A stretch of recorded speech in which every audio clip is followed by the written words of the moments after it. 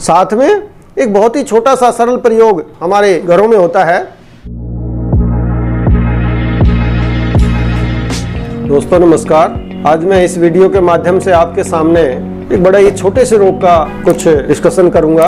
उसको लगभग सभी जानते हैं, छाइयाँ हो जाना। ये रोग तो बड़ा छोटा सा होता है लेकिन इसका प्रभाव बहुत बड़ा होता है। आप सभी इस बात को जानते हैं कि जिसके फेस के ऊपर छाइयाँ हो जाती हैं, जिसके फेस के ऊपर कालीमा आ जाती है, डार्क सर्कल हो जाते हैं, तो वो कितना ही सुंदर हो लेकिन उसको कुरूपता का एक टैग मिल जाता है। वो खुद अपने आप में इंफीरियर फील करने लग जाता है। वो कई बार तो मानसिक रूप से भी परेशान हो जाता है। और जब आदमी मानसिक रूप से परेशान हो जाता है और इंफीरियर फील करने लग जाता है तो उसके बॉडी में और ज़्यादा नेगेटिव चेंजेस होने लग जाते हैं और डार्क सर्कल बढ़ते चले जाते हैं। उसके बाद उसका सफ़र शुरू होता है डोर टू डोर। स्किन वाले डॉक्टर्स के पास मैक्सिमम लोग ज़्यादा जाते हैं। लेडीज़ में ज़्यादा ये रोग होता है तो इसलिए ज़्यादातर वही जाती हैं। और स्किन वाले डॉक्टर्स भी जितना इसमें फ़ायदा उठाते हैं वो शायद मैं आपके सामने वर्णन नहीं कर सकता कि उनके पास इसका कोई इलाज नहीं होता। उनके पास इसका कोई पॉजिटिव फैक्टर का भी उनको पता नहीं होता। उनको इसकी दशा कुछ नहीं पता होता। लेकिन उसके बाद भी वो लेडीज़ को खासकर और जेंट्स भी कुछ लोग ऐसे होते हैं बेचारे कि जो उनके चंगुल में जब फंस जाते हैं तो सालों साल उनकी क्रीम लगाते रहते हैं, सालों साल उनकी छोटी मोटी कोई दवाई यूज़ करते रहते हैं, लेकिन उनका चेहरा कभी भी पूर्ण रूप से ठीक नहीं हो पाता। और कई बार तो उसकी ऊपर की जो लेयर है चमड़ी की, वो उतरने के बाद उनका जो रंग है वो बंदर की चमड़ी जैसा हो जाता है और वो उसी निराशा भाव के अंदर अपनी जीवन जीते रहते हैं, पैसा बर्बाद करते रहते हैं, लेकिन उनको संतोषजनक इलाज कहीं नहीं मिलता। अब इसका कारण क्या है? इसका कारण है क्योंकि इस रोग के जड़ पात किसी को पता ही नहीं होता ये रोग आता कहाँ से और जाता कैसे है। इस रोग के इतने सारे कारण हो सकते हैं कि आदमी उसको विचार ही नहीं सकता।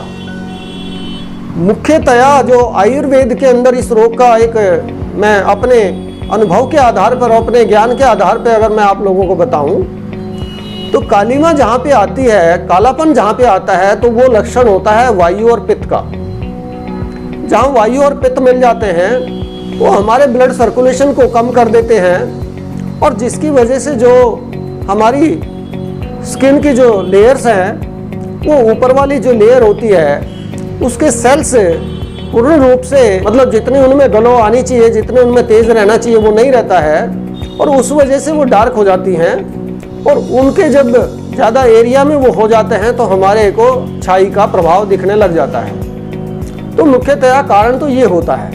लेकिन आजकल जो चिकित्सा होती है उसमें जो तरीका है वो है कि उस लेयर को बार बार उतारा जाता है। जो भी क्रीम दी जाती है उसमें स्टेरॉइड्स भी होते हैं, उससे उस लेयर को, ऊपर वाली लेयर को उतार दिया जाता है तो नीचे वाली लेयर फिर लगता है कि ये अच्छी आई हुई है। लेकिन थोड़े से दिन बाद जब वो लेयर आती है तो फिर भी वो काली आती है, फिर उस लेयर को उतार दिया जाता है। और जो औरतें लगातार यूज़ करती रहती हैं तो लंबे टाइम के बाद जो ऊपर वाली लेयर है वो उसकी आनी ही बंद हो जाती है और नीचे वाली लेयर का कलर जो होता है वो बंदर की चमड़ी जैसा आ जाता है और उसमें भिन्न भिन्न प्रकार के रोग पैदा होने का भी खतरा रहता है। तो इसलिए मेरा आप सभी से अनुरोध है कि जिसको भी अगर फेस के ऊपर या छाई हो गई हो तो उसमें बहुत ज़्यादा हड़बड़ाहट में कोई भी कदम ना उठाएं। उसके लिए अपने खाने पीने में परिवर्तन करें। अगर पित्त बढ़ाने वाली, कोई गर्मी बढ़ाने वाली, एसिड बढ़ाने वाली कोई चीज़ें आप खा रहे हैं तो उनको छोड़ दें और उसमें विटामिन सी जिन पदार्थों में होता है वो पदार्थ ज़्यादा से ज़्यादा मात्रा में प्रयोग करें। और फेस पे भी किसी भी रूप में नींबू का प्रयोग ज़रूर करें। और तीसरा एक बहुत बड़ा जो फेस का जो ग्लो देने वाला जो एक फैक्टर होता है हमारे जीवन का, वो होता है हंसना, मुस्कुराना, खुश रहना और दूसरों को भी खुश रखना। तो ये जो लास्ट वाला फैक्टर है, अगर इसको हम अपना लेंगे तो 99.9% आप इस रोग से जीत पाएंगे। साथ में एक बहुत ही छोटा सा सरल प्रयोग हमारे घरों में होता है, सरसों का तेल।